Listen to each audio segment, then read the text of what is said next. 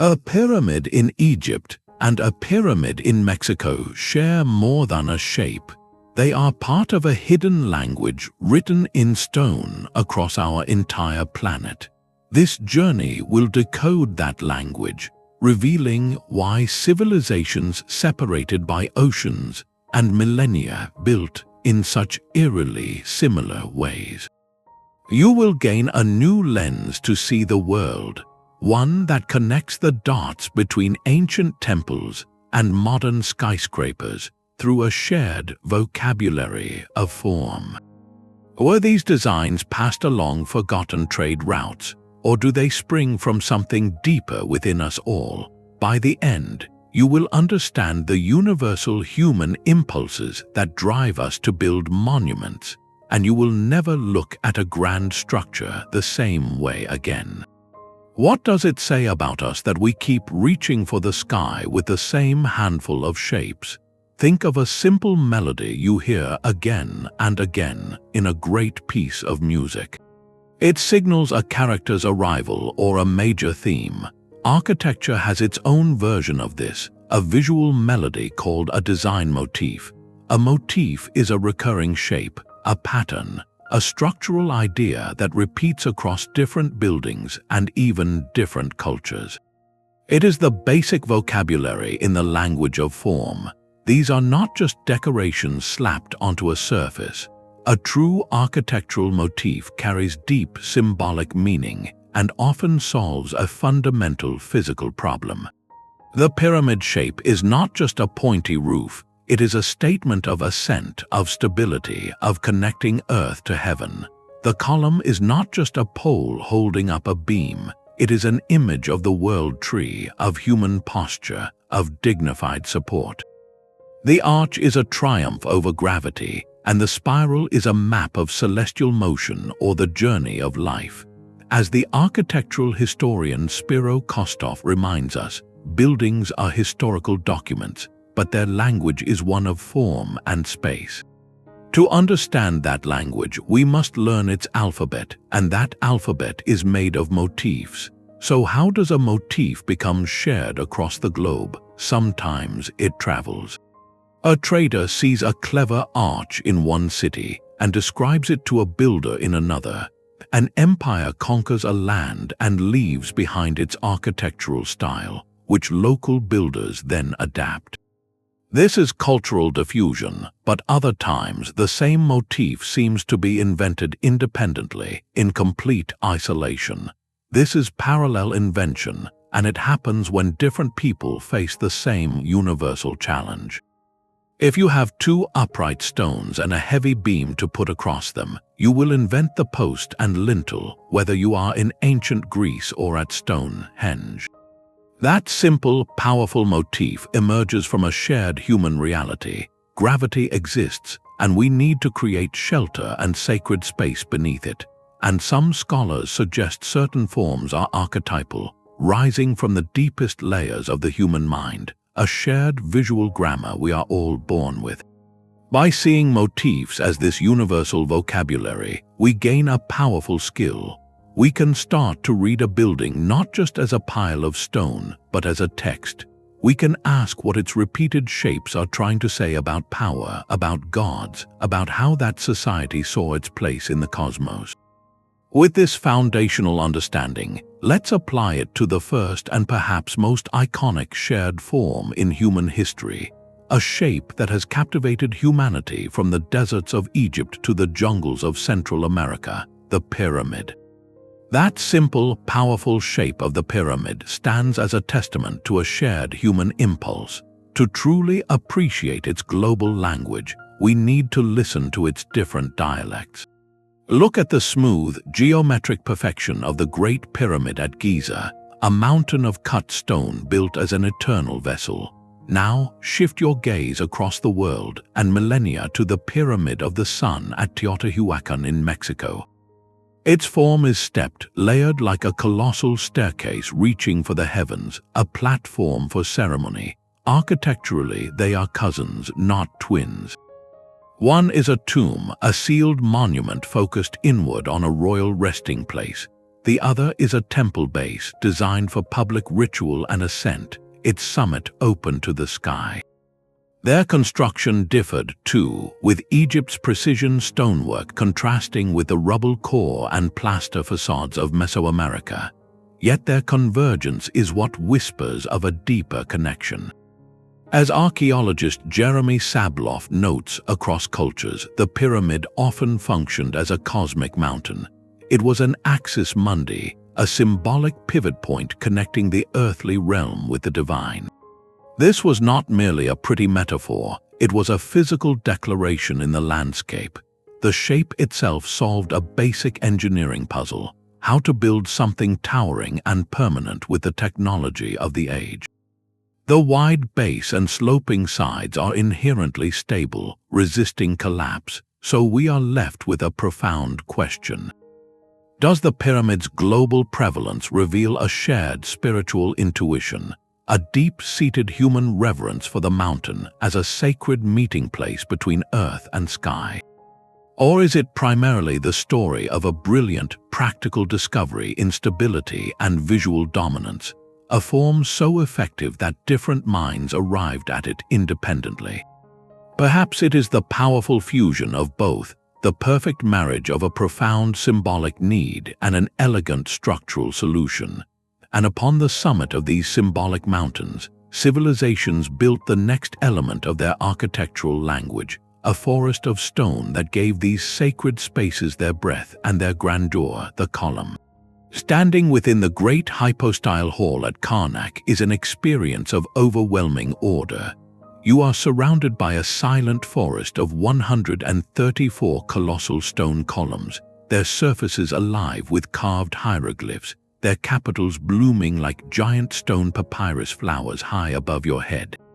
The scale is not meant for humans, it is meant for gods, and the columns are the towering trees of this artificial, sacred grove. Now, travel across the Mediterranean and stand before the Parthenon in Athens. Here, the columns are not a dense forest but a measured, proportional frame. They march in graceful rows, supporting the temple's pediment with a serene mathematical harmony. In both places, separated by seas and centuries, the column solves the same brilliant problem: how to hold a massive roof aloft to create a sheltered, awe-inspiring space for procession and ceremony.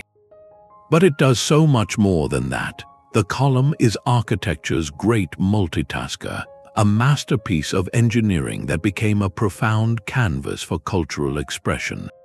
From simple stacked stone drums, it evolved into a highly stylized symbol of an entire world's order. The Roman architect Vitruvius famously codified the classical orders, reading deep meaning into their forms. He saw the sturdy, fluted Doric column as masculine strength. The Ionic, with its graceful scrolls, embodied feminine grace. The ornate Corinthian, crowned with acanthus leaves, represented beauty and splendor. This was not just a style guide, it was a symbolic language, and we hear echoes of this language everywhere. In the temples of India, columns swell into the forms of unopened lotus buds, symbols of purity and spiritual potential. In the vast audience halls of ancient Persia, the Apadana, slender fluted columns supported roofs held aloft by the carved figures of bulls and griffins, declaring the power of the empire that rested upon them. The motif consistently transcends mere utility. In Egypt, those papyrus and lotus-shaped columns were not random decoration. They transformed the temple interior into the primordial marsh from which creation itself emerged, the hall literally becoming the site of continual cosmic renewal. In Mayan architecture, square columns were often carved with intricate reliefs of rulers in full regalia or depictions of deities, turning the support into a stone history book and a conduit for divine presence. This points us toward one of the most powerful archetypes in all of building, the tree column. The connection is almost instinctual. In ancient Mesopotamian palaces, columns were sometimes designed to resemble palm trees, complete with textured patterns mimicking bark. Centuries later, in the soaring cathedrals of Gothic Europe, architects structured ribbed vaults to branch and spread across ceilings like the canopy of a great stone forest. This was more than aesthetic whimsy.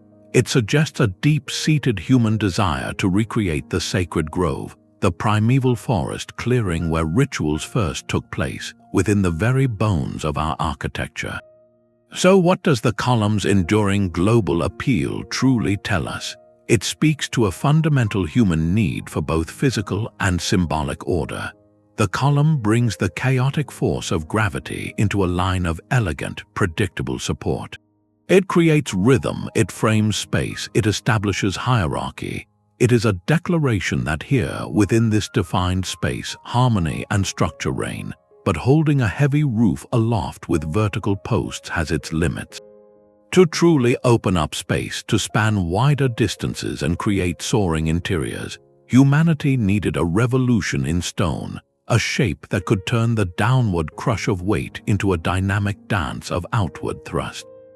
This brings us to the brilliant, counterintuitive invention of the arch. The arch is a rebellion against gravity's relentless downward pull. Picture the Roman aqueducts marching across the countryside, their repetitive, rounded openings creating a rhythm of stone that seems to defy the very weight it carries. Then, centuries later, see that same principle transformed in the pointed arches of a Gothic cathedral, reaching like praying hands, or in the elegant horseshoe arches of the great Mosque of Cordoba, framing space with geometric grace. This was not merely a new shape, it was a revolutionary idea in stone. The arch liberated architecture from the strict limits of the post and lintel, where the width of an opening was constrained by the length of a single, unbroken beam. By directing the massive weight of the wall above outwards and downwards to its solid supports, the arch could span vast distances, create taller, more luminous interiors, and introduce a dynamic new rhythm to built space. As engineering historian David Billington emphasized, the arch works entirely on the principle of compression, a brilliant discovery in managing forces that emerged independently in the ancient world. The Romans perfected the semicircular arch, using it for everything from aqueducts to the colossal triumphal gates that celebrated military conquest, turning the motif itself into a symbol of imperial power and engineering triumph.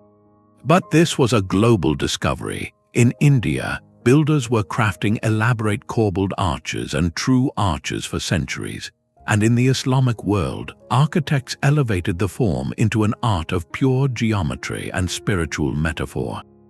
The pointed arch, often associated with Gothic Europe, actually has roots in earlier Syrian and Persian architecture, and it was Islamic builders who mastered its structural and aesthetic possibilities. They used it to create the mihrab, the prayer niche in a mosque that indicates the direction of Mecca. This was not just a decorative alcove, it was an architectural focal point shaped by the arch, framing the spiritual heart of the community.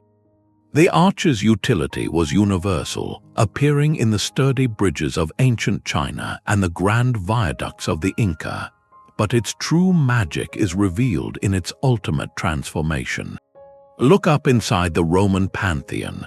That immense, unreinforced concrete dome that has stood for nearly 2,000 years is, in essence, a single arch rotated 360 degrees. It is the arch spun into a complete sphere of space, creating a vast, uninterrupted interior that seems to capture the very heavens.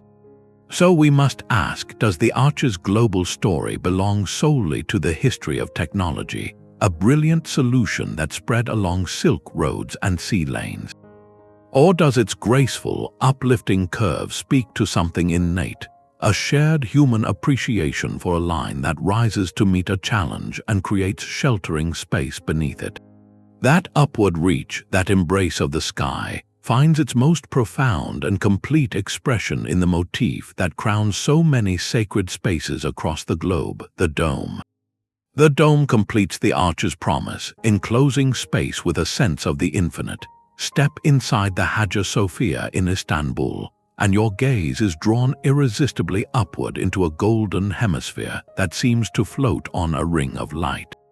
You are standing beneath a man-made sky, a cosmos in miniature crafted from mosaic and mortar.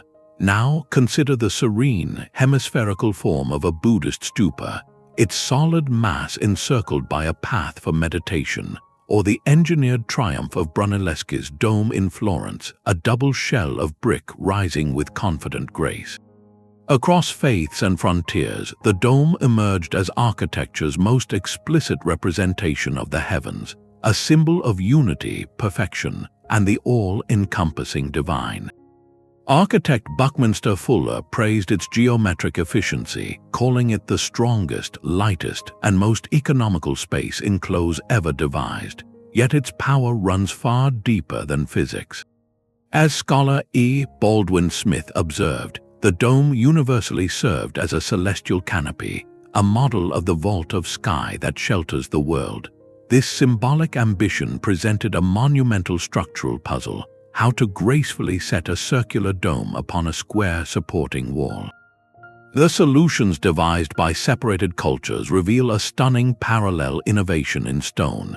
In ancient Persian and later Islamic architecture, builders developed the squinch, a series of small, nested arches built across the corners of the square to create an octagonal, then a 16-sided base, patiently coaxing the geometry from square to circle.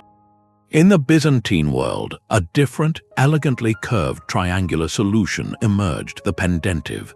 Look at the base of the Hagia Sophia's Great Dome, and you will see these smooth, spherical triangles, like inverted sails, effortlessly bridging the gap between the square plan below and the perfect circle above. Both are brilliant answers to the same divine geometry problem. The meanings poured into this form are as vast as the skies it represents. In Islamic architecture, the dome often symbolizes the universe created by a single, all-powerful deity, its interior frequently decorated with intricate, star-like patterns that dissolve the solid surface into a shimmering vision of the cosmos. The Taj Mahal's majestic central dome, an onion dome motif refined to perfection, does not feel heavy. It appears to hover above the white marble like a weightless bubble or a celestial pearl, a direct architectural metaphor for paradise. In the Renaissance, Filippo Brunelleschi's dome for the Florence Cathedral was a declaration of humanist confidence, a rational, mathematically ordered heaven built by human ingenuity, reflecting a new view of humanity's place in a knowable universe. And in the ceremonial kivas of the Pueblo peoples of the American Southwest, the roof itself is a microcosm, its construction representing the sky, with the entrance ladder symbolizing the path from the underworld, placing the community literally within a model of their cosmos. So why does this shape, the inverted bowl of the sky, resonate so profoundly across the human imagination? It seems we are driven to build the heavens we gaze upon, to bring the infinite down to a human scale where we can stand at its very center. But if the dome represents the celestial realm above, how do we, as earthbound beings, create a passage to approach it? This need gives rise to another universal architectural motif, one that marks the sacred threshold itself, the gateway. The Monumental Gateway does not merely mark an entrance, it declares a transformation. Stand before the colossal pylon towers of an Egyptian temple, their surfaces a tapestry of carved pharaohs towering over vanquished foes. Then transport your mind to the serene, sculpted Torana gateways of the great stupa at Sanchai in India, their stone beams intricately carved with scenes from the life of the Buddha. Separated by continents and belief systems, these structures share a singular, powerful purpose. They are thresholds of the sacred, architecturally defining the moment one leaves the ordinary, profane world and steps into a space charged with divine presence or royal authority. As cultural historian Mircea Eliade explored, many cultures perceived their sacred sites as an axis mundi, a center of the world where heaven and earth met. The gateway often served as the very point of access to this cosmic axis, a liminal zone where communication with a higher order was possible. Architecturally, the form often returns to that most ancient and stable of motifs, the post and lintel, but now amplified to an overwhelming scale. It is a frame so massive it becomes a world of its own, elaborated with guardian figures meant to both protect and intimidate. In ancient Assyria, colossal human-headed winged bulls, known as lamashu, flanked palace gates, their 5 legs creating an illusion of steadfast watchfulness from any angle. Along the sacred way in China, pairs of stone lions stood sentinel before imperial tombs and temples, symbols of power and protection. Passing through such a portal was never a casual act. It was a carefully choreographed psychological journey. Many gateways employ the principle of compression and release. You approach through a narrow, imposing passageway, the towering walls closing in, focusing your attention and diminishing your sense of self. Then you emerge into the sudden, breathtaking expanse of the courtyard or hall beyond, the grandeur of the sacred space flooding your senses. This was not an accident, it was architectural theater designed to produce awe. Furthermore, these gateways often functioned as cosmic diagrams. The Ishtar Gate of Babylon, rebuilt by King Nebuchadnezzar II, was a staggering vision in glazed blue brick, adorned with processions of bulls and dragons representing major deities. It was not just a city entrance, it was a segment of the ritual procession way used during the New Year festival, aligning the king's passage with celestial order and the favor of the gods. The gate itself was a statement that to enter Babylon was to step into a divinely sanctioned realm. This makes us wonder, in our modern world of open floor plans and glass walls that blur the line between inside and out, have we lost the conscious, symbolic power of the threshold? Our ancestors understood that to cross a meaningful boundary required a passage that reshaped the mind and prepared the spirit. And that passage was never a single door, it was an entire journey, a deliberate path that built anticipation with every step, leading inevitably toward the sacred center. This brings us to the final, guiding motif that orchestrates the entire experience of approach, the ceremonial way. The ceremonial way transforms a simple walk into a profound journey. From the avenue of sphinxes at Karnak, where priests once carried the statue of the god Ammon in a golden bark, to the wide, raised stone causeways or sakbiob that connected Mayan cities through the jungle, this linear motif is architecture in motion. It is not a road for getting from one place to another, it is a path for becoming, a carefully scripted procession that builds anticipation step by step, physically linking the human world with the divine or royal center. Urban thinker Edmund Bacon saw this as the essence of experiential design, where sequential views and the careful manipulation of space, like narrowing a passage before a grand reveal, create a powerful narrative drama for the person moving through it. You do not just arrive at the temple, you earn your arrival through a choreographed pilgrimage.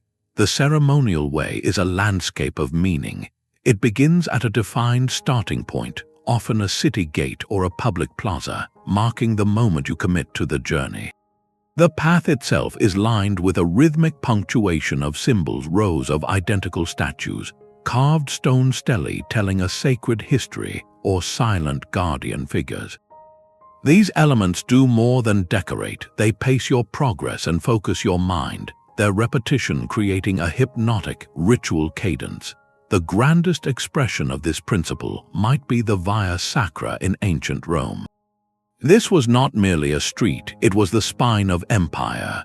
A procession would pass through the bustling forums, past the towering temples to various gods, each vista telling a story of conquest and piety, the very pavement tracing the accumulated history and authority of Rome, all culminating at the political and religious heart, the Temple of Jupiter on the Capitoline Hill.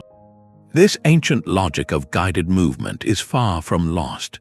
Consider the purposeful flow of a grand museum, where corridors gently funnel you toward a masterpiece, or the design of a national mall, where a long reflecting pool draws your eye inevitably toward a monument.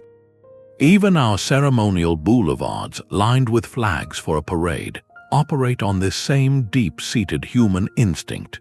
We understand intuitively that the path to something significant should feel significant, that the journey shapes the destination. And where does that carefully guided journey almost always lead? It culminates in a defined, open space meant for gathering, for ceremony, for seeing and being seen, the central plaza or courtyard, the sacred heart of the community. That journey down the ceremonial way almost always delivers you to a clearing, a deliberate emptiness that is anything but empty. This is the centralized plaza, the forum, the agora, the courtyard, a universal motif that serves as the literal and symbolic heart of a community. It is a space defined not by what is built, but by what is left open, a geometric void of earth or stone framed by the architecture that surrounds it. From the bustling Roman Forum, a hive of commerce and politics, to the serene, inward-looking courtyards of an Islamic riad, where the sound of a fountain replaces the noise of the street, this open space answers a profound human need. Sociologist Richard Sennett argued that public spaces are essential for the messy, vital interactions of civic life, for seeing and being seen by those different from ourselves. That need for a shared stage was felt as keenly in the democratic debates of the Athenian agora as in the geometrically perfect, four-part garden courtyards or charbog of Mughal palaces which mirrored paradise on earth. The function of this central void is beautifully multifaceted. Its location is always strategic, typically sitting at the intersection of a community's major pathways, making it unavoidable and thus the natural hub of all activity. Its geometric precision, whether a perfect square, a circle, or a long rectangle, imposes a sense of order on the human interactions within it. This single motif can wear many masks. It is a marketplace, as in the Roman Forum, where the business of life unfolded amidst temples and law courts. It is a stage for religious ritual, like the vast series of courtyards leading to the Temple Mount in Jerusalem, each one marking a progression into higher holiness. It can be a breathtaking symbol of imperial power and seclusion, as seen in the sequence of courtyards within Beijing's Forbidden City, each gate passage deepening the mystery and authority of the emperor at the center. And on a domestic scale, it becomes a private retreat, the courtyard of a Roman domus or a Spanish casa, providing light, air, and a protected slice of nature for the family within. The history of a plaza can often be read in layers, like the pages of a book written by successive cultures. Consider the Zócalo, the main square of Mexico City. This enormous open space was not arbitrarily chosen. It was built directly atop the sacred precinct of the Aztec capital, Tenochtitlan. The Spanish colonizers consciously placed their central plaza over the spiritual and political heart of the empire they had conquered, using the same motif to assert a new religious and political order. The plaza physically buried one world, while establishing another, demonstrating that controlling the central void is a primary act of defining a community's identity. This leads us to a quiet, modern question. In our age of digital gathering, where community can exist in virtual spaces without a shared physical location, does the centralized plaza still hold its essential, ancient power? Can a Zoom call or a social media feed replicate the accidental encounters, the collective celebrations, the simple, grounding experience of sharing sunlight and air in a place built for everyone? The design of our newest cities and neighborhoods suggests we still crave these tangible hearts, these open stages for public life. And if we look closely at the most enduring plazas and courtyards, we often find their dimensions and their layouts are not random. They are frequently governed by a hidden mathematical order, a set of principles believed to connect the human world to the cosmic one. This brings us to the silent, guiding intelligence behind so many of these shared forms, the ancient language of sacred geometry. The ground plan of Chartres Cathedral is a silent symphony of circles and squares, its proportions whispered to be a map of divine harmony. This same mathematical precision echoes in the mandala-like layouts of Hindu temples, where every dimension is calculated to align with cosmic cycles, and in the serene columns of a Greek temple, governed by the perfect ratios of the golden section.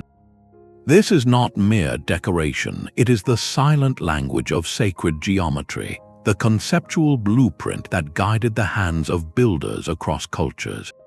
More than a physical shape like an arch or a column, sacred geometry is a shared design principle, a belief that certain geometric forms and mathematical relationships embody the fundamental order of the universe itself.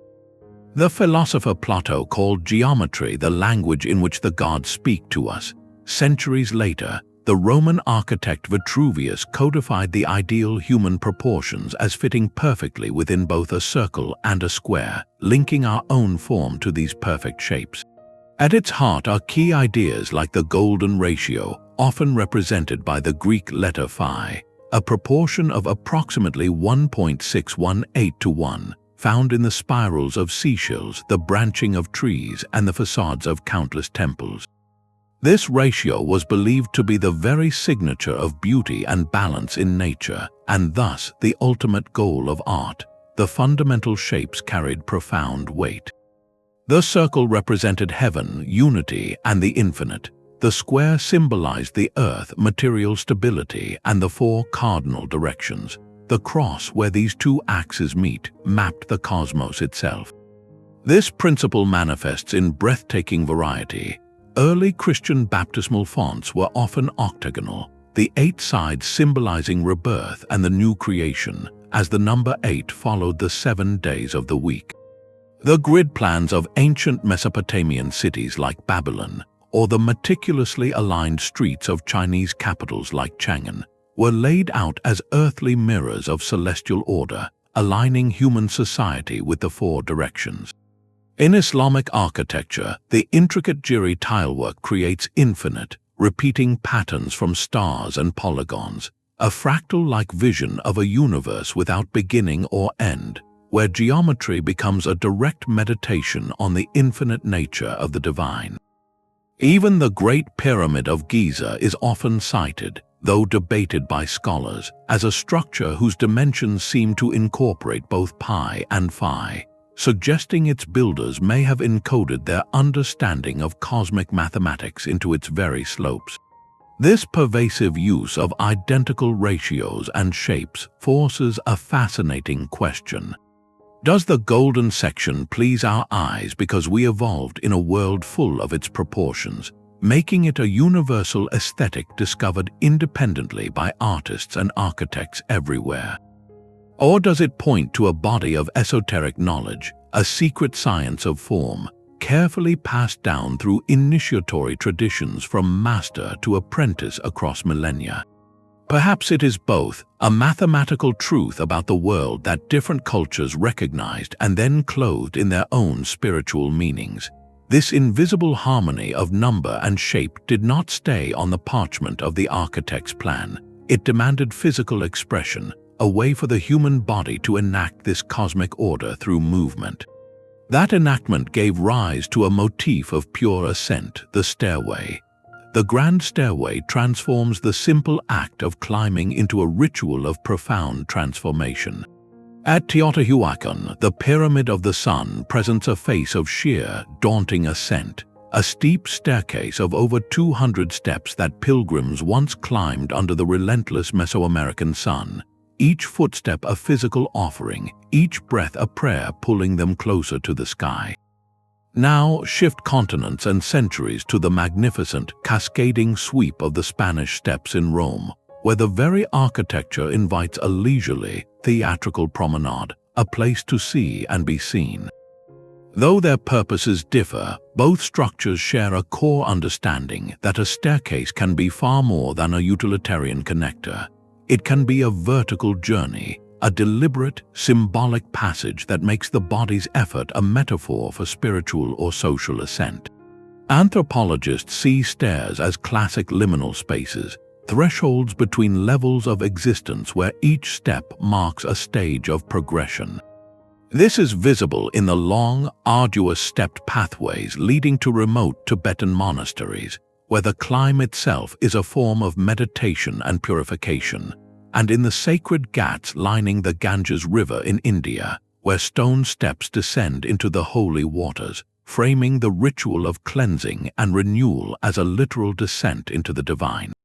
The design of a ceremonial stairway is a careful calculation of experience. The proportion of the riser, the vertical part, to the tread, the horizontal part, controls the climber's pace. A steep, narrow ascent like that of a medieval castle keep forces a slow, cautious, and defensive climb, emphasizing the fortress impenetrability.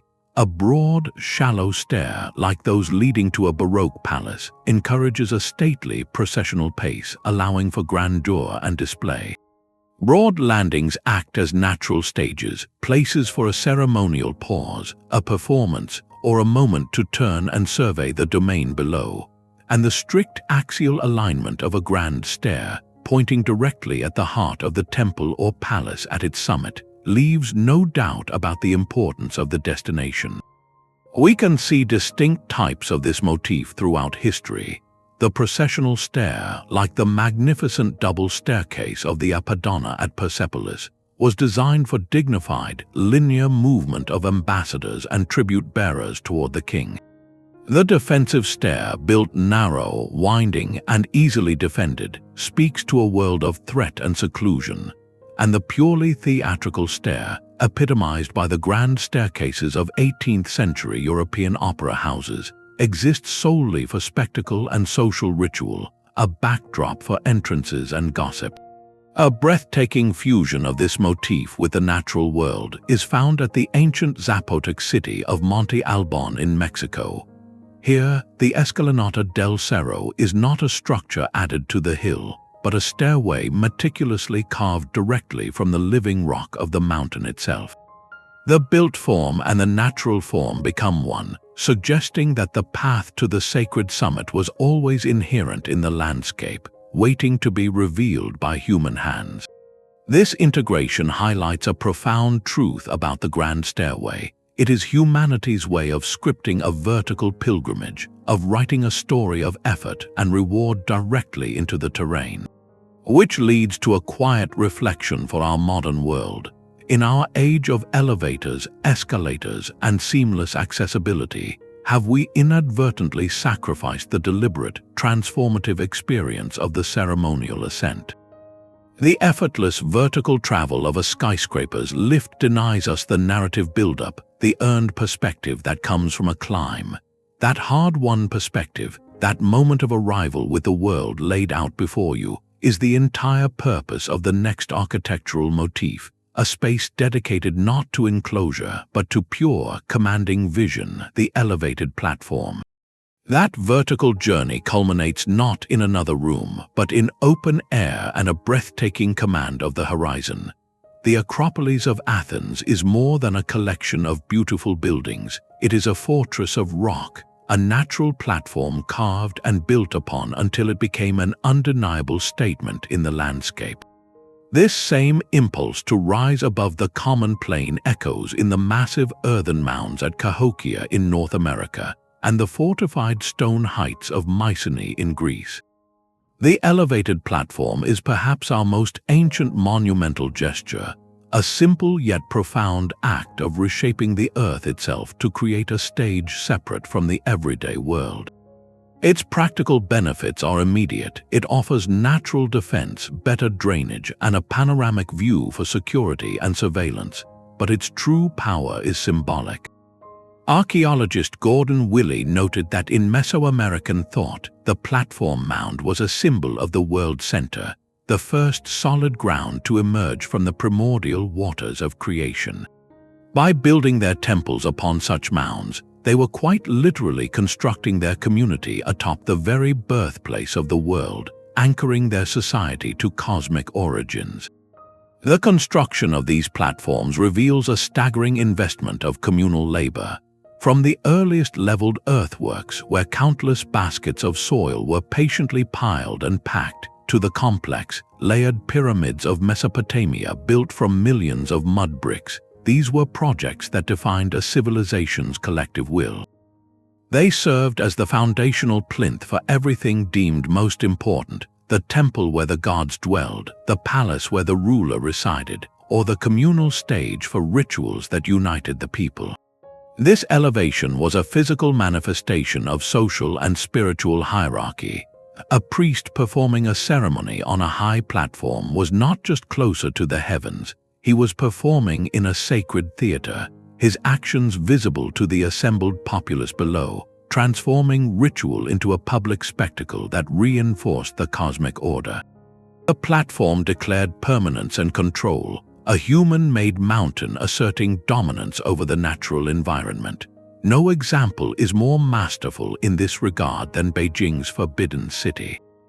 The entire sprawling palace complex, with its countless halls and courtyards, is built upon a colossal, man-made platform of tamped earth faced with stone. To approach the emperor, one ascended a series of marble staircases, moving through gate after gate, each step reinforcing the immense gulf between the Son of Heaven and his subjects.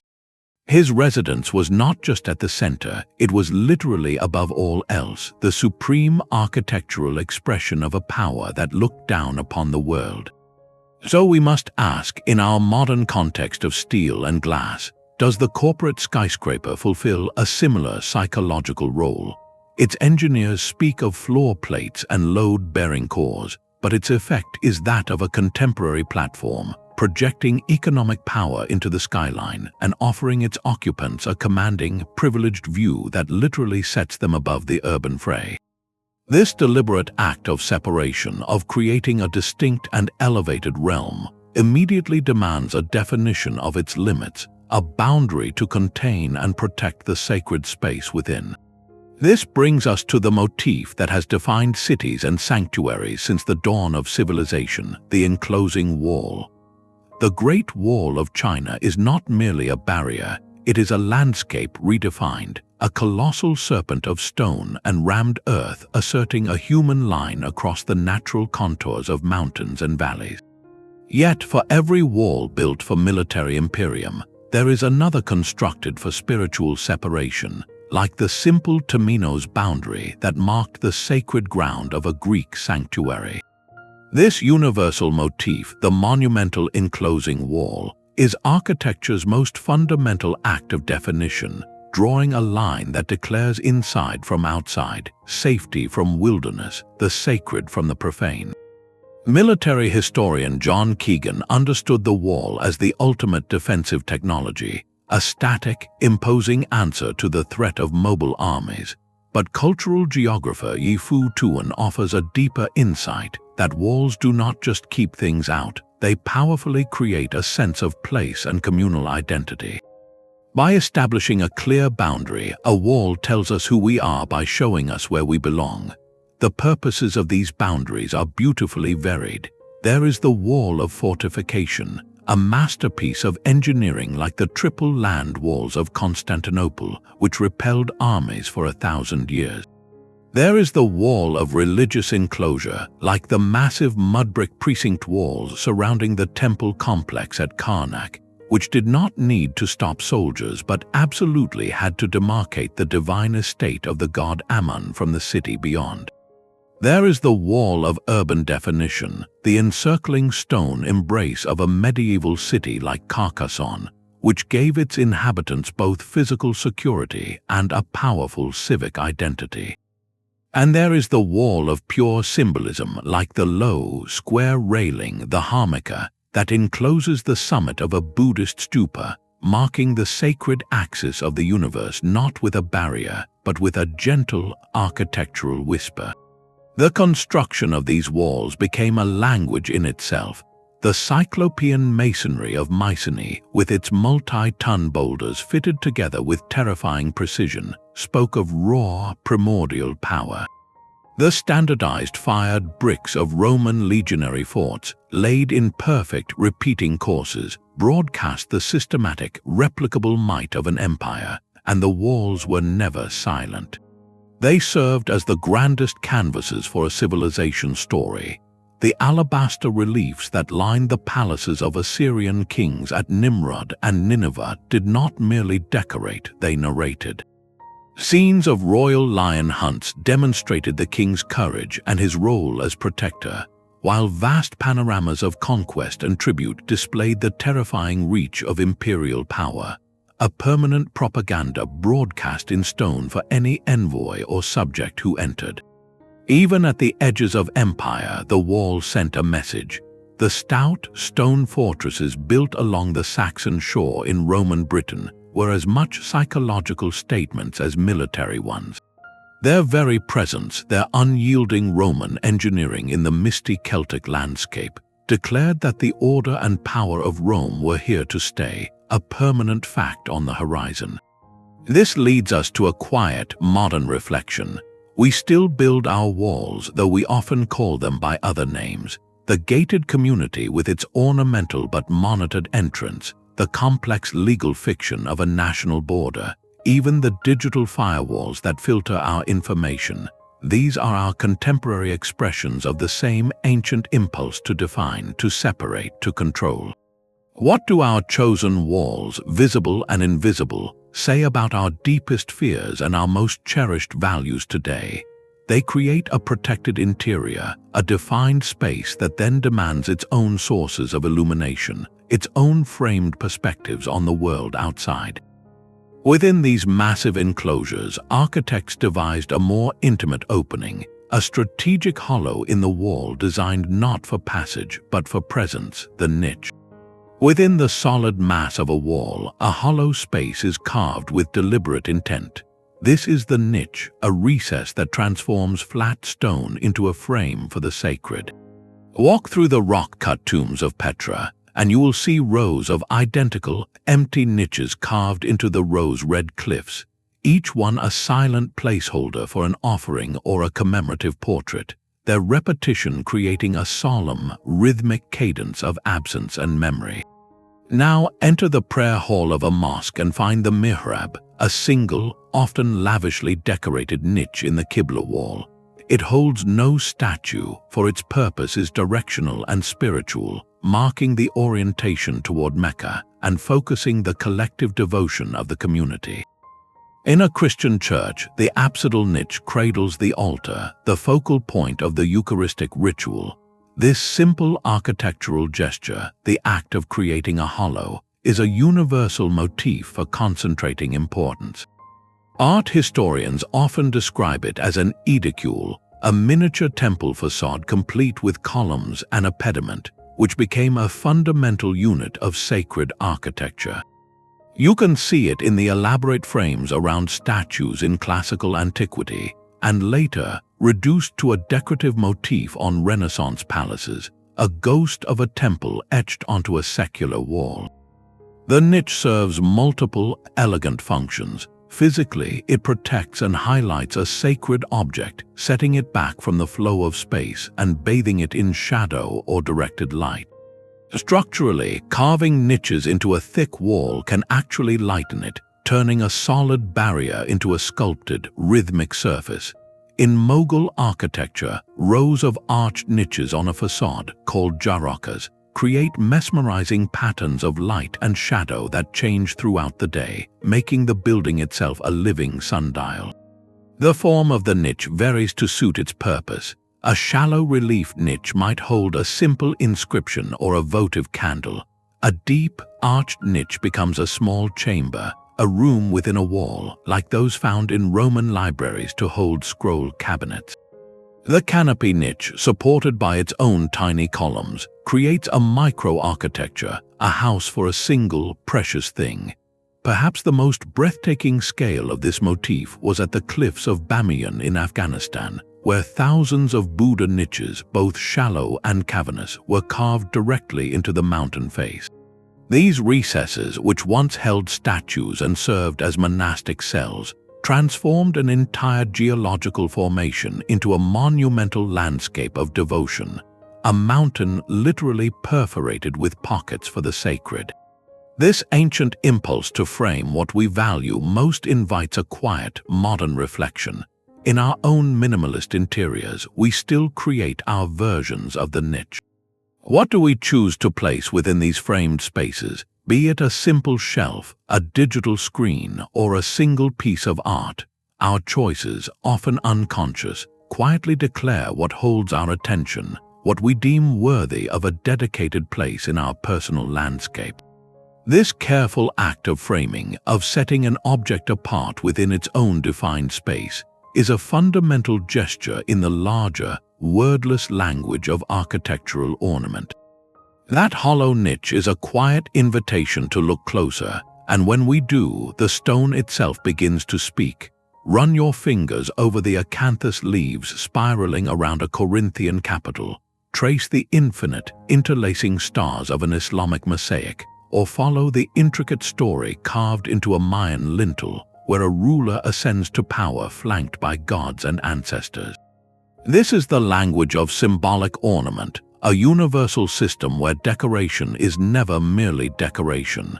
It is a dense visual code, a shared motif system where repeated patterns, zoomorphic, phytomorphic, geometric, and human, encode a culture's deepest beliefs, narrate its sacred histories, and assert its identity against the silence of time. In the early 20th century, architect Adolf Loos famously declared that ornament is a crime, a wasteful relic. Yet the overwhelming testimony of human history argues the opposite. Ornament is essential communication, the most public and enduring form of storytelling our species has ever devised. We can break this visual language down into powerful categories of intent. First, apotropaic ornament designed to ward off evil. The glaring Gorgon's head on a Greek temple pediment, the fierce guardian lions at a Chinese palace gate, the grotesque gargoyles projecting from a Gothic cathedral. These were not whimsical sculptures. They were spiritual sentinels placed at thresholds and corners to protect the sacred interior from unseen malevolent forces. Then there is cosmological ornament, which maps the universe onto the built environment. The star and planet motifs on Islamic domes, the zodiac cycles in medieval church labyrinths, or the celestial beings painted on Egyptian tomb ceilings all transform a ceiling or wall into a model of the heavens, bringing cosmic order down to human scale. And perhaps most prevalent is propagandistic ornament, the celebration of temporal power. The vast stone reliefs in Assyrian palaces, depicting the king's military triumphs and the orderly procession of tribute from conquered lands, were a permanent broadcast of imperial dominance meant to awe every visitor. The techniques for this communication were as deliberate as the messages. Master carvers turned stone into flowing narrative, as seen in the breathtaking bas-reliefs of Angkor Wat, where mile-long galleries depict entire epics from Hindu mythology, wrapping the temple in a continuous sacred text. Painters used vibrant pigments to bring symbolic scenes to life on plastered walls.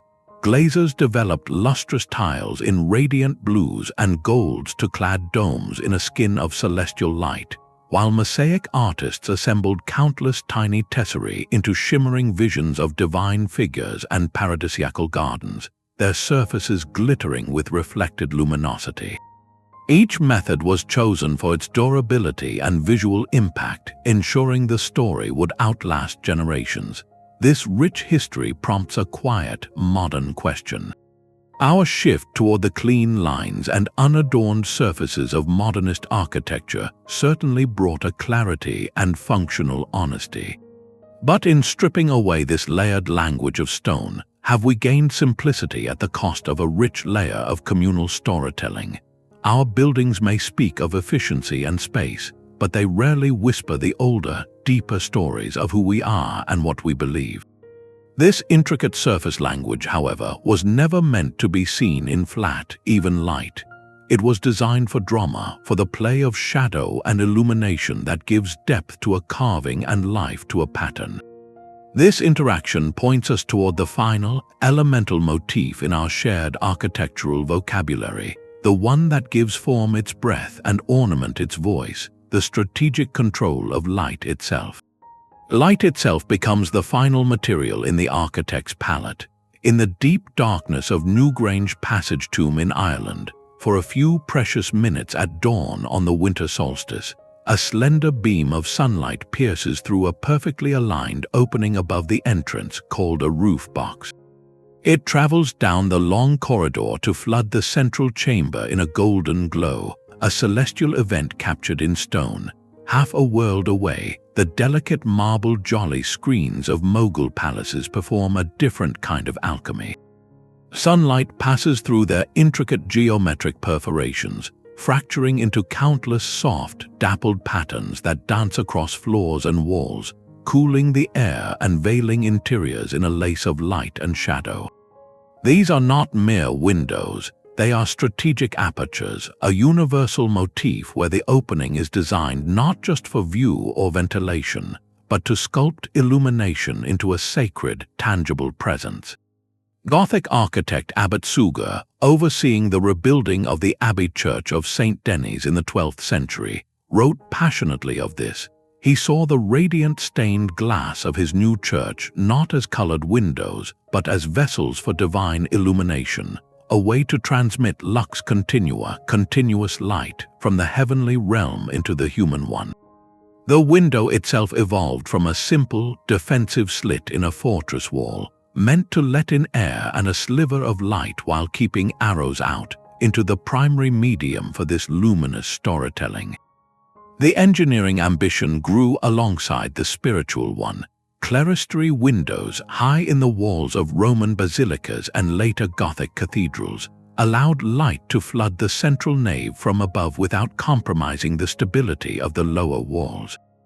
The oculus, a circular opening at the crown of a dome, as in the Roman Pantheon, acts as a single, breathtaking eye to the sky, painting the interior with a moving beam that tracks the sun and frames passing clouds, making the building itself a monumental sundial and a living connection to the cosmos.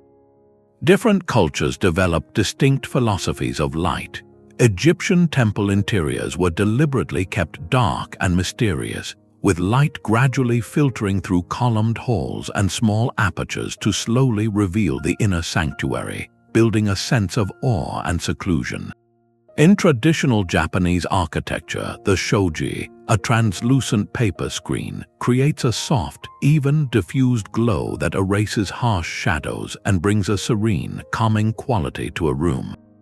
Islamic architects, through screens and pierced walls, mastered the creation of patterned light, using geometry to break the sun's intensity into complex, repeating stars and flowers that symbolized the infinite, orderly nature of creation.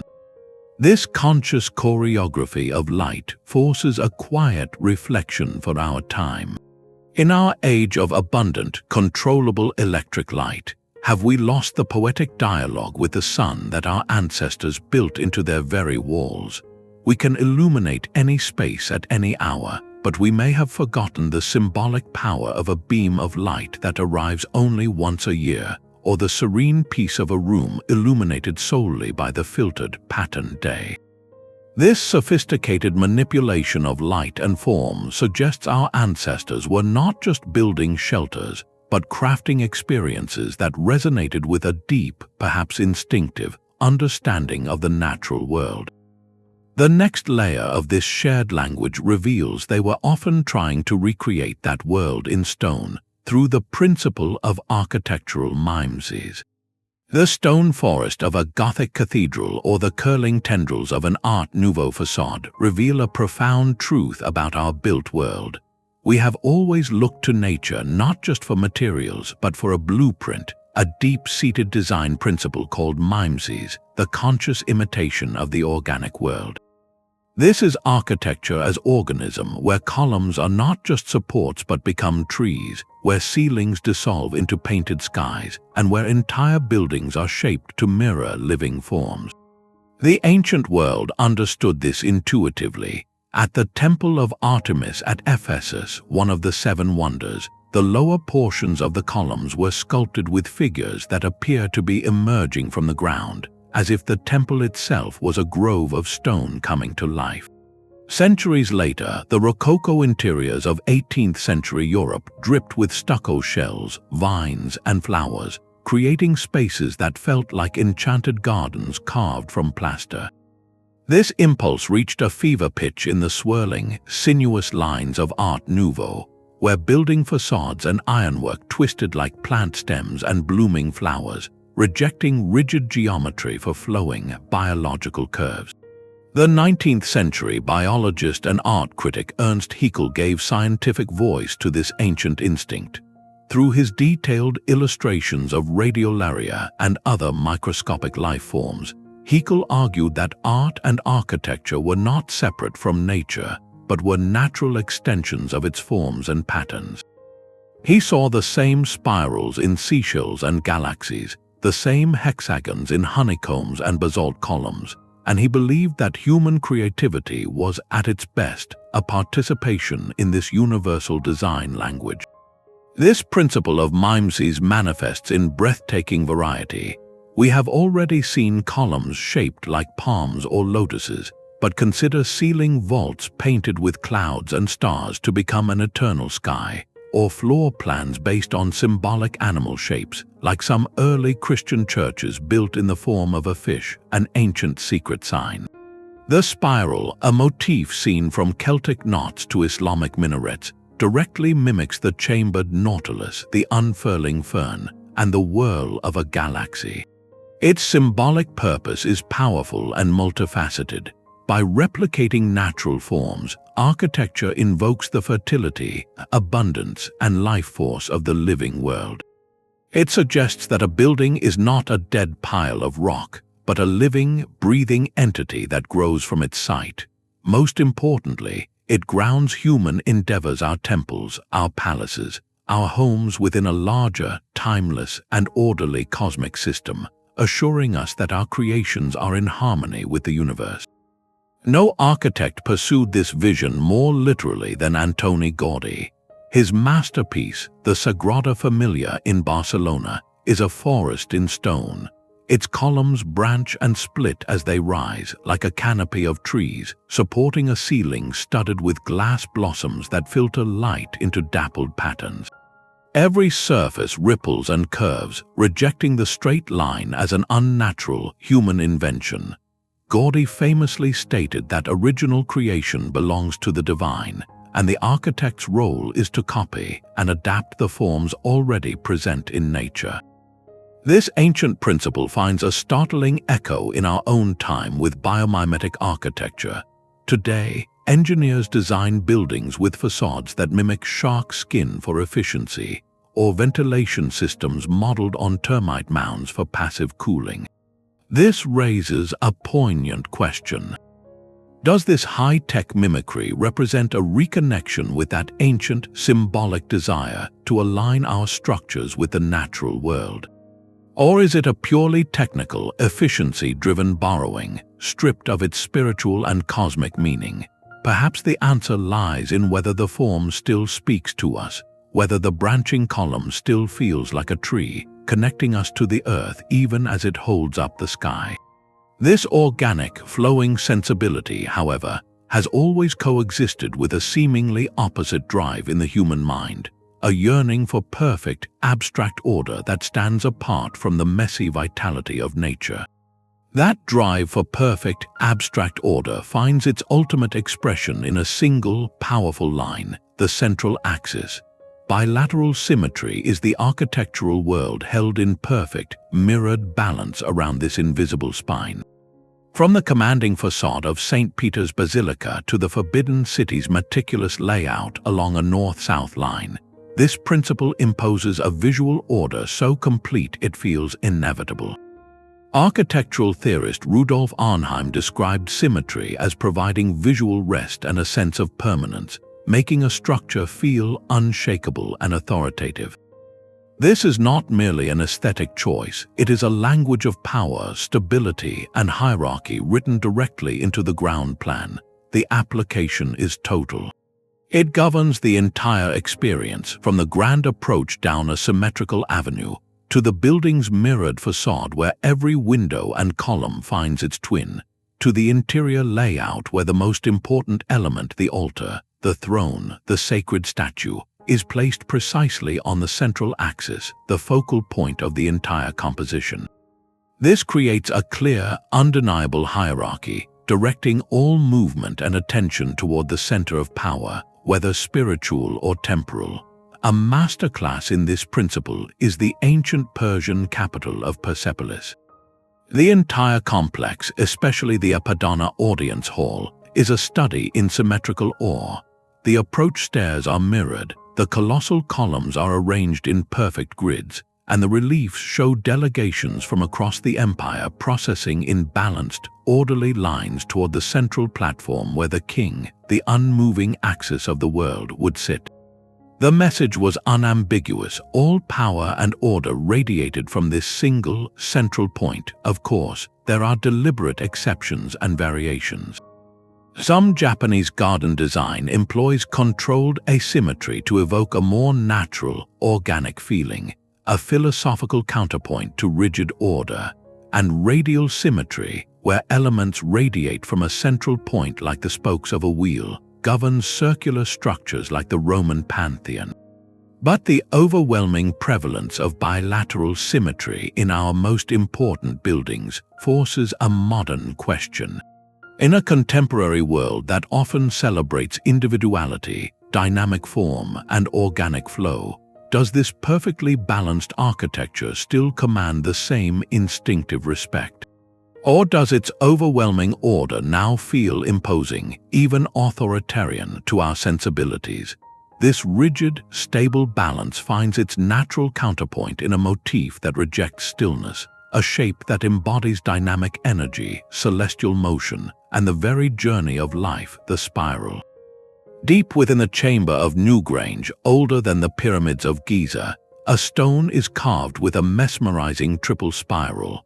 This is not a random scribble, but one of humanity's oldest and most persistent abstract symbols, a shape that would travel across millennia to crown Ionic columns, define sacred pathways, and shape modern museums. The spiral is the dynamic counterpoint to static symmetry, a motif of endless motion representing growth, journey, and the cyclical nature of time itself. Unlike the rigid order of a bilateral facade, the spiral is alive with potential. It is the path of a pilgrim, the growth pattern of a fern, the whirl of a galaxy, and the architectural expression of a journey without end. Anthropologist Marija Gimbutas saw in these ancient spirals, often found in Neolithic goddess cultures, a profound symbol of the life force, of continual regeneration, and the unbroken thread of existence. This powerful form manifests in two key ways in architecture. As a flat, decorative pattern, it becomes the meander, the guilloche, the endless knot, a border that suggests infinity, weaving protection and continuity along the edges of sacred spaces. But in 3 dimensions, the spiral truly comes to life as a pathway. It is the labyrinth, a circuitous route to a sacred center demanding patience and focus. It is the helical ramp, transforming a simple ascent into a prolonged, meditative experience. A breathtaking example is the Malwiya, the great spiral minaret of the Samarra Mosque in Iraq. Here, pilgrims do not climb a straight stair, but walk a continuous, ascending ramp that coils around the tower like a stone ribbon, turning the physical act of climbing into a slow, contemplative circuit around the axis of faith. The spiral's symbolic meanings are as rich as its forms. It can represent the serpent, a creature of knowledge and cyclical rebirth, shedding its skin. It can embody the whirlwind or vortex, a concentration of cosmic energy. Most powerfully, it is the ascending path to enlightenment, where the journey itself, with all its turns and returns, is the destination. So why does this shape, witnessed in the curl of a seashell and the arms of a distant galaxy, speak so universally to the human spirit? perhaps because it visually captures our deepest intuition about existence, that life is not a straight line, but a winding process of growth, return, and perpetual motion. This profound sense of a journey toward a protected, central truth finds its ultimate architectural expression in the space that lies at the end of every sacred path. The profound inward journey of the spiral culminates in a space of absolute stillness and seclusion. Deep within the Great Pyramid, past the Grand Gallery's daunting slope, lies the King's Chamber, a stark room built from polished red granite, sealed in perfect darkness and silence. Half a world away, at the heart of a vibrant South Indian temple, behind towering gates and a series of pillared halls, rests the Garbhagriha, the womb house. This small, windowless cubicle, often sheathed in gold leaf, holds the statue of the deity, the sacred nucleus of the entire complex. This is the Inner Sanctum, architecture's ultimate motif of secrecy and holiness, a hidden core designed to contain the most profound presence a culture can conceive. The ancient Greeks had a precise term for it, the adytum, meaning not to be entered, a space reserved for the divine and for the few intermediaries entrusted with its care. Its design is a masterclass in exclusion and focus. Access is never direct, but earned through a sequential pilgrimage across courtyards and through halls, each threshold marking a step deeper into the sacred. Natural light is often absent, with the chamber illuminated only by the flicker of oil lamps, making the divine image seem to emerge from the shadows itself. The acoustics are frequently tuned, with the stone of a small chamber amplifying a low chant or the whispered words of an oracle, transforming human sound into something unearthly. The psychological impact is intentional and powerful. The long, restrictive passage inward mirrors the act of introspection, of turning away from the external world's distractions. The final, confined space does not feel claustrophobic, but intensely concentrated, amplifying the visitor's sense of being in the presence of something wholly other.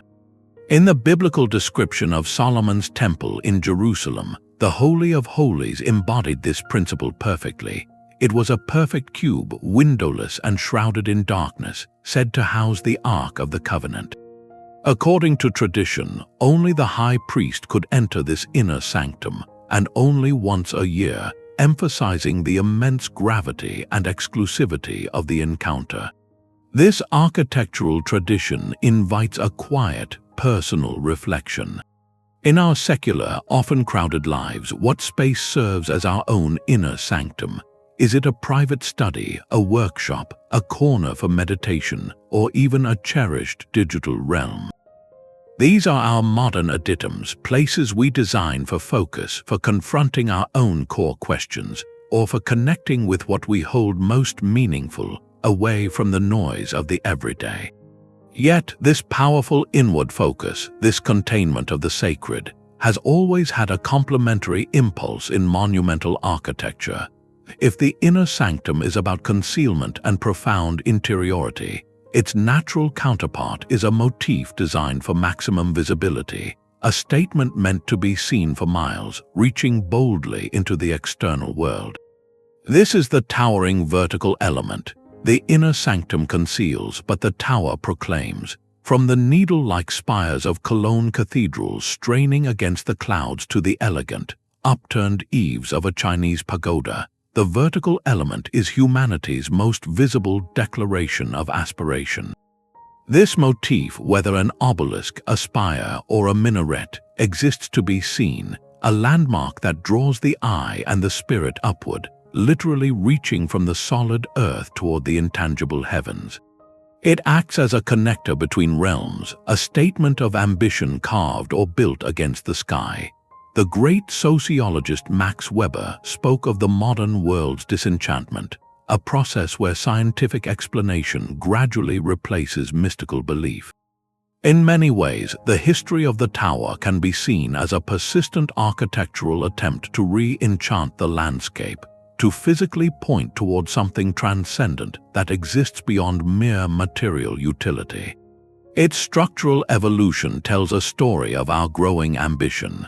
It begins with the solid, monolithic obelisks of ancient Egypt, single pieces of stone quarried, transported, and raised through staggering effort to stand as petrified rays of the sun god. Centuries later, Gothic masons performed a kind of stone alchemy, transforming those solid masses into skeletal frameworks of tracery, creating spires that appeared to be woven from lace, their delicate stonework achieving breathtaking heights through intricate balance. This quest for verticality culminates in our own age with the steel-framed skeleton of the modern skyscraper, where the limit is no longer the strength of stone, but the imagination of the engineer. The functions of this vertical reach are beautifully diverse.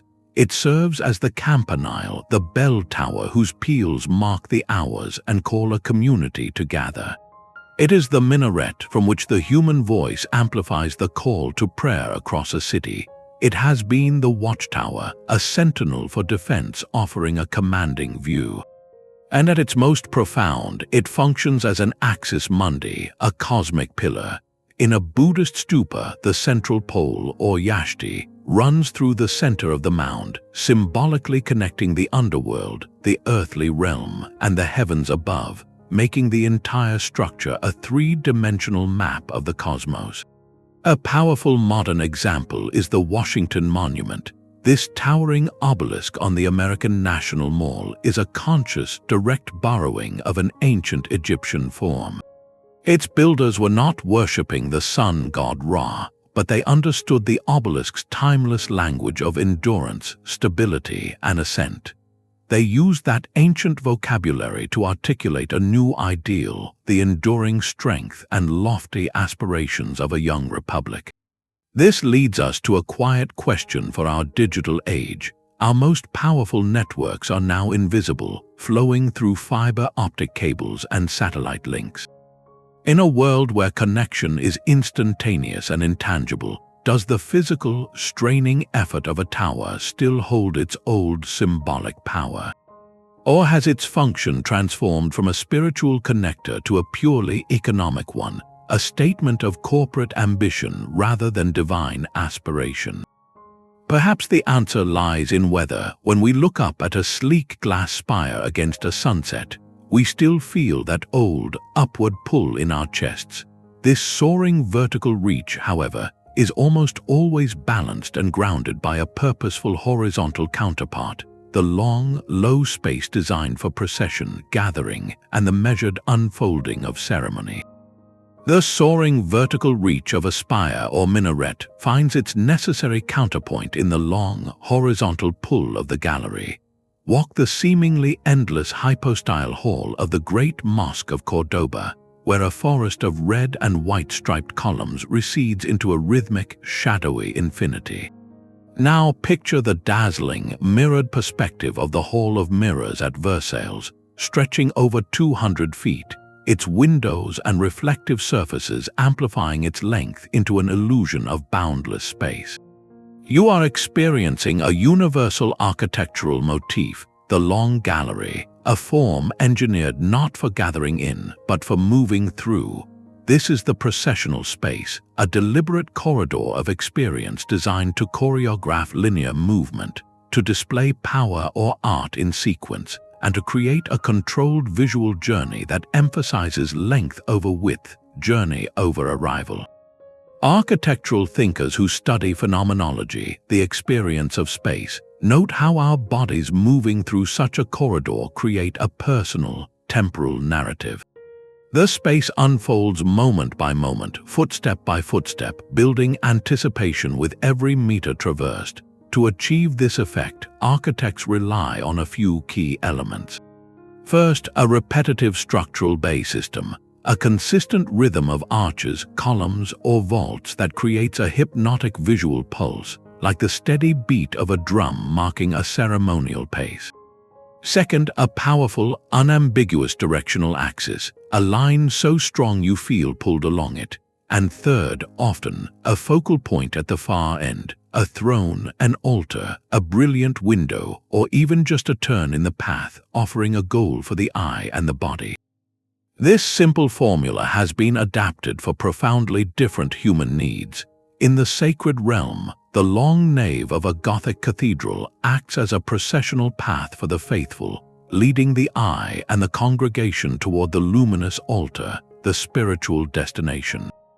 In the royal sphere, the palace gallery becomes a stage for courtly ceremony, a controlled environment where the king or queen could be approached in a stately, linear fashion, their power magnified by the sheer length of the approach. For defense, the curtain wall walkway atop a castle rampart is a functional gallery, allowing guards to patrol a protected, elevated corridor with clear sightlines. And for contemplation, the quiet cloisters of a monastery provide a covered, square gallery surrounding a garden, a path for meditative walking where the repetitive arcades focus the mind inward. A breathtaking fusion of many of these purposes is the Grand Bazaar in Istanbul. This is not a simple marketplace. It is a miles-long, vaulted city within a city, a labyrinthine gallery of commerce. Its covered stone streets, lined with thousands of shops, form a continuous, linear passage that is both a commercial artery and an entire social universe, a processional space for the daily ritual of trade and community. This ancient logic of the guided linear passage is far from obsolete. Consider the modern airport concourse, a long, brightly lit gallery funneling streams of people toward gates, its shops and signage creating a rhythmic commercial procession. Or the design of a sprawling shopping mall, with its central promenades and atriums that carefully direct your movement past every storefront. These are our contemporary long galleries, adapted for the rituals of travel and consumption. They remind us that the experience of moving through such grand, directed spaces was never accidental. It was a form of theater. This careful staging of movement and view finds its roots in an ancient and deliberate art, the practice of scenography, where the entire landscape becomes a calculated backdrop for human drama. The path to the Parthenon was never a straight line. Ancient worshippers did not simply walk up to it, they experienced it in a series of deliberate, breathtaking reveals. Ascending the sacred rock of the Acropolis, they would catch only fragmented glimpses of the temple through the propylaea gate, its columns framed by stone, the full majesty withheld until the final moment of emergence onto the sun-drenched plateau. This was not accidental. It was a masterclass in architectural scenography, the art of staging a building's approach as one would direct a play, controlling emotion through sequenced views and carefully timed reveals. Half a world away, the same principle creates the Taj Mahal's unforgettable entrance. You pass through a grand, shadowed gateway of red sandstone, and as you step forward, the entire vision of the white marble mausoleum, perfectly reflected in a long pool, unfolds before you in a single, silent, breathtaking tableau. The architects of these sites understood that a monument is not just an object, it is an experience, and that experience must be directed. Baroque masters like Gian Lorenzo Bernini were virtuosos of this theatrical design, sculpting entire piazzas like the one before St. Peter's Basilica as vast, embracing stages that funnel the faithful toward the Sacred Heart. The techniques of scenography are a subtle but powerful toolkit. One is the winding path, which conceals the main structure to build suspense before a sudden, dramatic unveiling. Another is the manipulation of scale, where a narrow, compressed passageway opens abruptly into a vast, soaring space, physically embodying the feeling of release and awe. Architects also frame views through strategic openings, using an archway or a colonnade to crop the vista like a picture, directing the eye precisely where they want it to go. Water is often employed as a scenic device, its reflective surface doubling the majesty of a structure and its sound masking the noise of the outside world, cleansing the auditory palate. Together, these techniques craft a physical narrative. They script the pilgrim's arduous journey to a distant shrine, each hardship of the road making the final sight more precious. They choreograph the subject's approach to an all-powerful ruler, with each gate and courtyard amplifying the gulf between them. They map the initiate's path through a mystery cult, where the architecture itself becomes a guide to hidden knowledge. Perhaps no complex on Earth mastered this narrative progression more completely than Beijing's Forbidden City. Your approach is a lesson in escalating awe. You cross a broad bridge, pass through a massive gate into a vast courtyard, only to face another, even grander gate. This sequence repeats gate after gate, courtyard after courtyard, each space more imposing than the last. The central axis is unwavering, but the journey is a slow, relentless crescendo of scale and separation, making the final arrival at the Hall of Supreme Harmony, the Emperor's throne room, feel less like an entrance and more like an audience with the cosmos itself. This ancient, patient art of the staged reveal invites a quiet, modern reflection. In our world of instant digital access, where any wonder can be summoned to a screen in a heartbeat, have we lost our capacity for the slow burn of anticipation? The scenographic journey forced a physical and mental investment, making the destination not just seen but earned. And that hard-won destination, that focal point of all this careful staging, was almost always built from a material chosen not just for strength, but for its own silent language of meaning and permanence. The luminous white marble of the Taj Mahal was a deliberate, poetic choice, whispering of purity, paradise, and ethereal beauty. This stands in stark contrast to the red sandstone of the Mughal forts that surround it, a material that speaks a language of earthly power, strength, and fortification.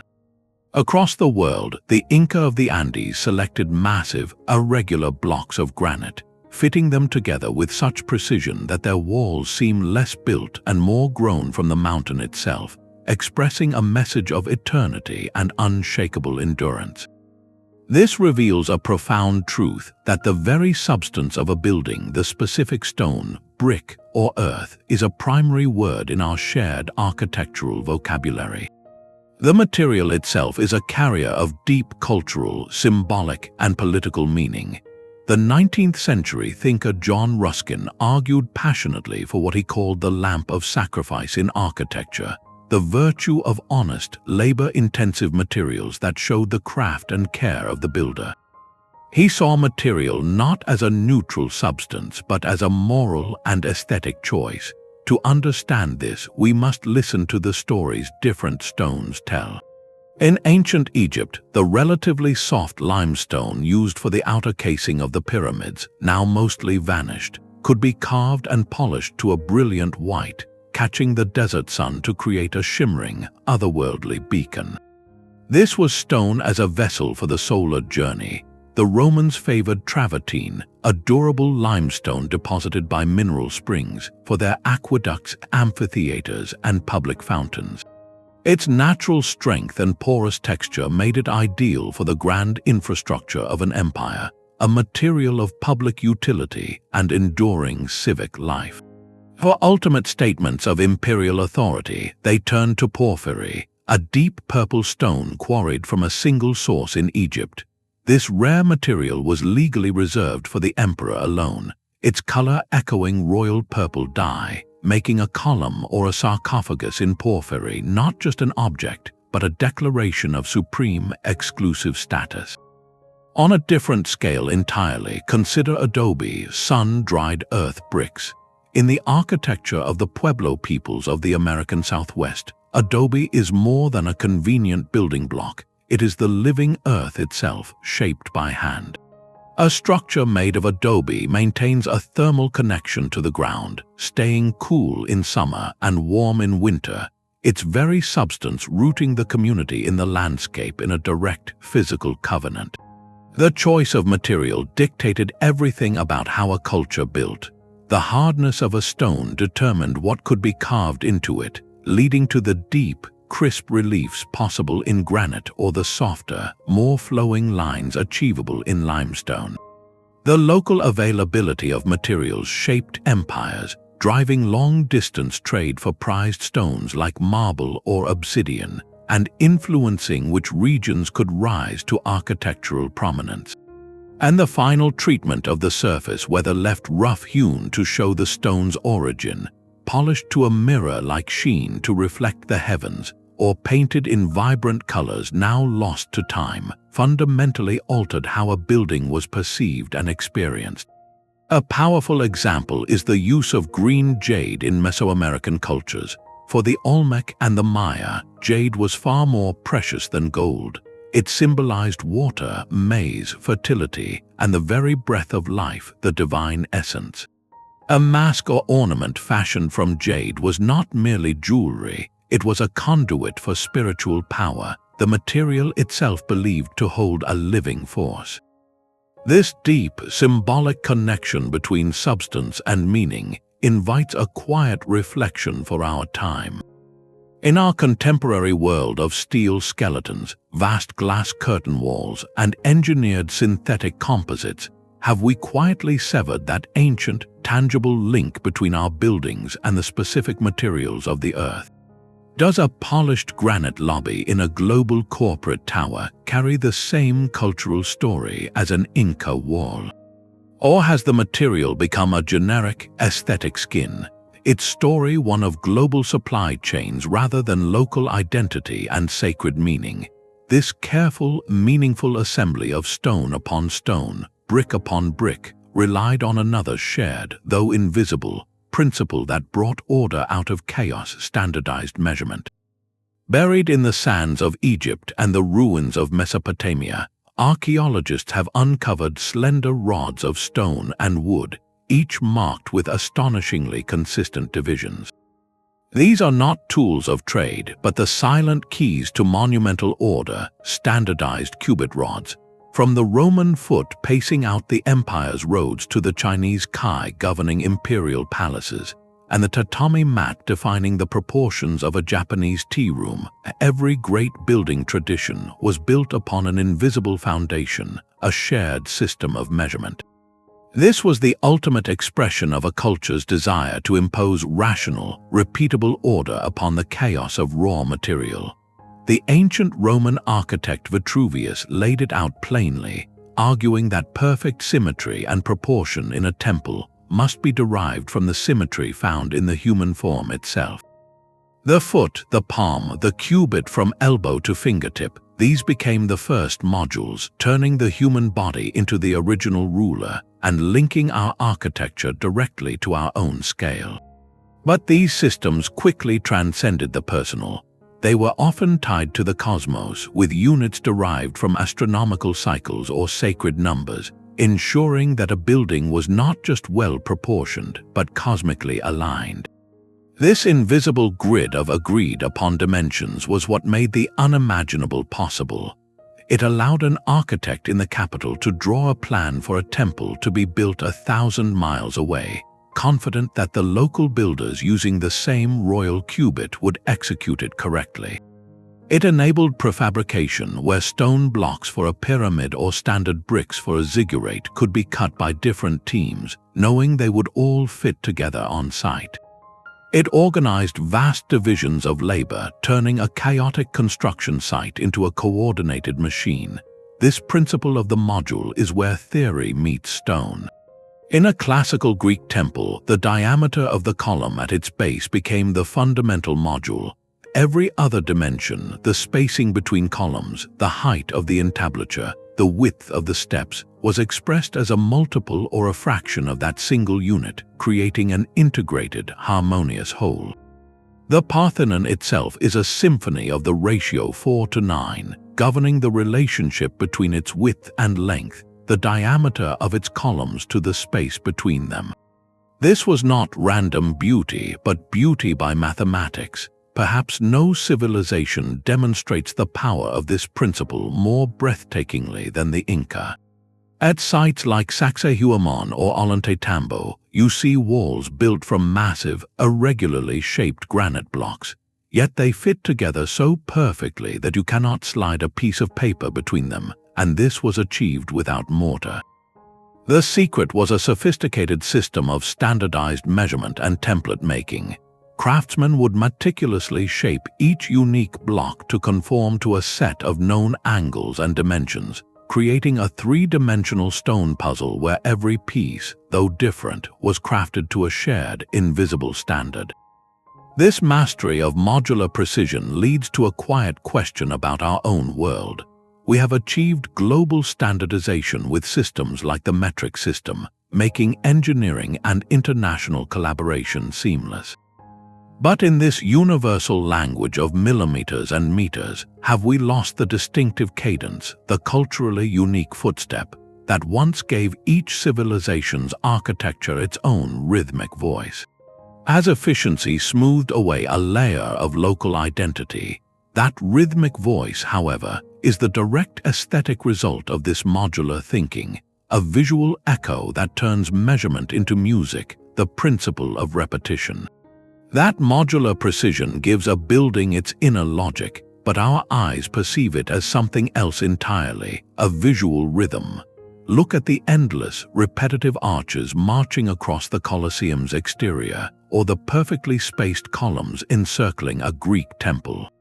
This is not just structure, it is a beat, a cadence written in stone. Visual rhythm is the patterned repetition or alternation of architectural elements across a facade, and it is a universal principle that provides unity, guides the eye, and creates a sense of either serene order or dynamic movement. The early 20th century theorist Geoffrey Scott beautifully applied ideas from music to architecture, describing buildings as having a tempo, a meter, a syncopation we feel with our eyes. This rhythm is achieved in several powerful ways. The most direct is simple repetition, like a drumbeat of identical arches or windows. Then there is progression, where elements like the tiers of a ziggurat decrease in size as they rise, creating a rhythmic crescendo toward the sky.